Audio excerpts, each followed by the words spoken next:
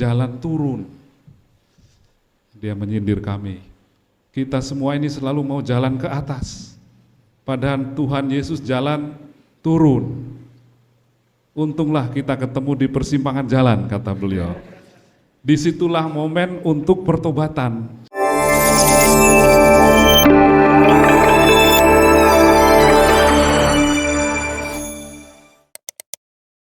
Saya sebenarnya ragu-ragu mau menyampaikan homili ya, di hadapan khususnya para jubah coklat ini, karena tema-temanya ini memang sangat Fransiskan ya. Hamba, melayani, mengosongkan diri, memberikan nyawanya. Ini makanan sehari-hari para saudara Dina. Sejauh saya ingat dulu di zaman Pater Alex Lanur. Jadi apakah masih perlu tambahan homili? Bacaan-bacaan memang juga berbicara tentang itu. Bacaan pertama tentu saja sangat terkenal, Madah Filipi tentang Kristus yang menghampakan diri, menjadi hamba, mengosongkan diri, yang menempuh. Dulu Pater Alex meringkasnya begini, jalan turun. Dia menyindir kami. Kita semua ini selalu mau jalan ke atas, padahal Tuhan Yesus jalan turun. Untunglah kita ketemu di persimpangan jalan, kata beliau. Disitulah momen untuk pertobatan. Jadi beliau menerangkan pertobatan. Begitu Bu Durtanto ya, kalau nggak salah ingat saya. Yesus turun, kita naik, ketemu di persimpangan jalan. Itulah jalan pertobatan. Sekarang mau naik terus atau mau turun? Kalau mau turun berarti kita mengikuti jalan pertobatan sampai nanti jadi diakon. Bacaan Injil tema yang sama juga ya. Seperti Kristus yang datang bukan untuk dilayani melainkan untuk melayani. Kiranya kalian tahu ya latar belakang teks ini. Sebelumnya itu cerita tentang murid-murid yang bertengkar. Pemicunya adalah Yakobus dan Yohanes, anak-anak Zebedeus, yang minta duduk di sebelah kanan dan duduk di sebelah kiri. Padahal sebelumnya lagi Yesus sedang bercerita tentang anak manusia yang harus menanggung sengsara, menderita dan disalibkan. Kalau versi Matius tadi kita dengarkan, yang minta kepada Yesus bukan Yohanes dan Yakobus tapi ibunya. Jadi mereka malu mau minta sendiri ya. Minta ibunya untuk minta pada Yesus tolong duduk sebelah kiri. Untuk anak-anak saya tolong berikan tempat di sebelah kiri dan kanan. Kalau versi Markus lebih berani, anak-anaknya sendiri yang minta, tidak perlu minta tolong ibu ya. Mereka sendiri yang minta. Tetapi kemudian setelah dialog dengan Yesus, kamu tidak tahu bahwa kamu harus minum cawan dan lain sebagainya, mereka mengatakan kami sanggup. Tapi kemudian dikatakan bahwa 10 murid yang lain itu marah mendengar 2 orang ini minta duduk di sebelah kanan dan kiri. Itulah murid-murid yang bertengkar menjadi latar belakang dari kisah tentang Yesus yang datang untuk melayani dan bukan untuk dilayani. Kiranya sumber-sumber Fransiskan tidak kurang ya. Dan sejauh saya masih ingat, karena coklat saya ini sudah kabur-kabur ya setelah jadi uskup. Saya kira itu salah satu juga yang saya ingat paham dasar, bahkan gagasan atau ide teologisnya tentang Allah. Tentu saja para Fransiskan mengajarkan Allah yang adalah kasih. Tapi tidak cukup mengatakan itu saya kira ya, Allah adalah kasih, tapi dalam pemahaman, waduh benar enggak ini ya, Fransiskan dalam kata kasih itu selalu harus ada unsur merendah.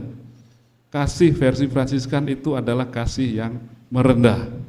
Kalau belum ada aspek merendah itu mungkin kasih yang lain ya. Saya kira itu tercermin antara lain dalam moto Bapak Uskup Jayapura Emeritus Leo Labalajar ya, In Caritate and Humilitate Dei. Kalau nggak salah dari Santo Bonaventura. Kalau nggak salah terus nih pokoknya ya. Serba tidak yakin pokoknya. Merendah.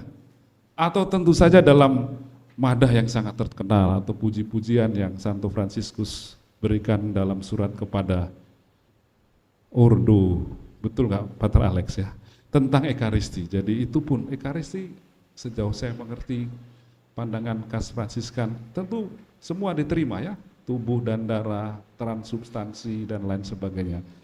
Tapi dalam seruan yang sangat terkenal itu kita menemukan juga pandangan yang khas, juga berkaitan dengan merendah itu, memuji Ekaristi itu. Oh, keagungan yang mengagumkan dan kesudian yang menakjubkan. Oh, perendahan diri yang luhur. Jadi Ekaristi terutama dilihat misterinya juga di situ, perendahan diri yang luhur. Oh, keluhuran yang merendah. Tuhan semesta alam, Allah dan Putra Allah, begitu merendahkan dirinya sampai ia menyembunyikan diri di dalam rupa roti yang kecil untuk keselamatan kita. Ekaristi pun dilihat sebagai perendahan diri Allah. Allah sembunyi dalam rupa roti yang kecil.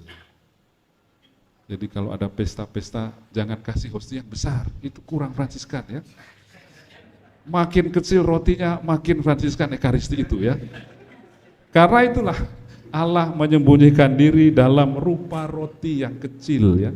Kan sering kalau misa-misa besar, perayaan-perayaan akbar ya, hostinya juga makin besar. Wah, kurang Fransiskan saya pikir ya. Makin kecil makin bagus. Allah sembunyi dalam rupa roti yang kecil.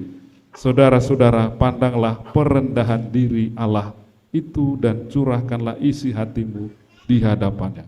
Rendahkanlah dirimu agar kamu ditinggikan olehnya. Ya, berapa kali kata itu ya, merendah, menyembunyikan diri dalam rupa roti yang kecil. Kiranya itu semua menjadi latar belakang yang baik untuk pemaknaan tabisan diakon hari ini. Diakon kita tahu ini tabisan tingkat pertama sebelum nanti menjadi imam dan menjadi uskup. Tahap yang sangat penting, tetapi memang kasihan juga ya, seringkali nasibnya hanya dilihat sebagai transit saja ya, hanya 6 bulan ya, paling-paling nanti ramah tamahnya juga sederhana, pasti hanya snack-snack saja mungkin ya. Dapat mengaburkan sedikit pentingnya tabisan diakon itu karena dia memang tingkat pertama, tapi sebenarnya mungkin lebih baik dimaknai sebagai fondasi atau dasar dan bukan sekedar transit, tetapi pembentukan watak dan karakter seperti arti dari diakonia melayani. Sehingga nanti kalau jadi imam itu bukan berarti saya sudah bukan diakon lagi, tetapi imam yang tetap diakon. Karena dia harus membawa watak pelayanan itu. Dan kalau menjadi uskup harus juga menjadi uskup yang tetap diakon. Katanya menurut isu-isu, Paus Fransiskus itu lebih senang kalau stolanya itu miring terus. Kalau imam kan sudah lurus dua ini ya. Kalau diakon kan masih miring, itu bukan tanda orangnya miring. Nanti kalau tabisan diakon kan itu stolanya itu diluruskan begitu ya. Menurut sebuah artikel yang saya baca, saya sendiri tidak memperhatikan, ya, tapi coba kalian cek. Menurut artikel itu dikatakan ada Paus Fransiskus, coba perhatikan, memberi simbolik yang sangat penting bahwa dia dalam setiap kali perayaan Kamis Putih, pada waktu membasuh kaki itu, dia selalu memindahkan stolanya itu menjadi miring lagi, supaya menjadi seperti diakon, yang memang artinya adalah melayani.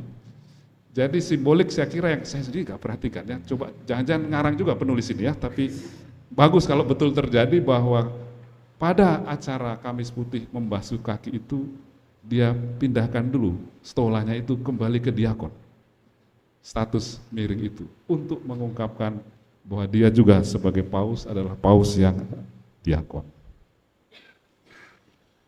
Begitu ya, kiranya sudah panjang.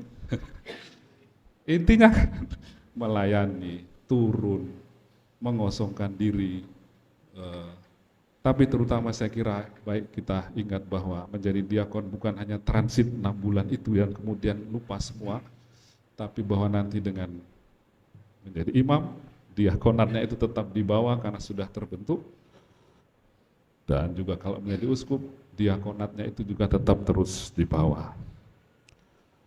Paus Fransiskus secara lebih konkret menguraikan dalam salah satu khotbahnya tentang apa artinya itu melayani dalam perjumpaan dengan umat. Saya kutip, beliau mengatakan demikian: tugas yang Yesus katakan berkaitan dengan melayani itu berkaitan dengan kemampuan untuk memperlihatkan bela rasa. Itu kata kunci beliau. Hati kita harus tergerak dan sepenuhnya terlibat dalam melaksanakan karya-karya belas kasih. Kita harus bergembira bersama pasangan yang menikah. Kita harus tertawa bersama anak-anak yang dibaptis. Kita harus mendampingi pasangan muda yang bertunangan. Kita harus turut menderita bersama mereka yang menerima pengurapan orang sakit di tempat tidur mereka dan di rumah sakit. Kita harus turut berduka bersama yang sedang memakamkan orang yang dikasihi. Bagi kita, diakon, imam, apa yang terjadi dalam kehidupan umat kita bukanlah sekedar seperti berita dari buletin. Kita mengenal umat kita, merasakan apa yang ada dalam hati mereka, hati kita sendiri ikut ambil bagian. Tuhan, kita berharap bahwa kita berhenti mencari ceruk pribadi maupun komunal yang melindungi kita dari pusaran kegagalan manusia. Sebaliknya, ia mengingatkan agar kita masuk dalam realitas kehidupan sesama dan mengenal kekuatan kelembutan. Nah, ini yang penting. Bila kita melakukan hal-hal tersebut, melayani dengan berbela rasa, hidup kita menjadi rumit tetapi indah. Dan kita mengalami secara intensif apa artinya menjadi pelayan umat. Kalau kita turun, mengosongkan diri, melayani, berbela rasa, memang hidup kita akan menjadi rumit. Tetapi Paus bilang rumit secara indah. Mudah-mudahan para diakon dalam waktu saya nggak tahu berapa, 6 bulan atau berapapun, diberi pengalaman-pengalaman itu. Atau carilah pengalaman-pengalaman berbela rasa dan melayani. Semoga kalian diberi juga pengalaman hidup karena itu menjadi rumit, tapi juga rasakanlah keindahannya.